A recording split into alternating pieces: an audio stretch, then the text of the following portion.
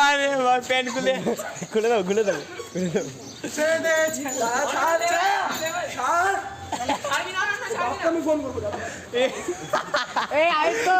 আছি বল তুমি আবার চোদা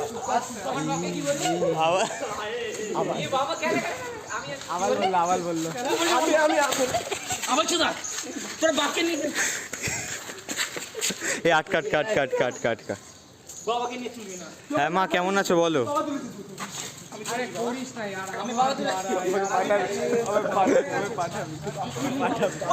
গাড়ি আসছে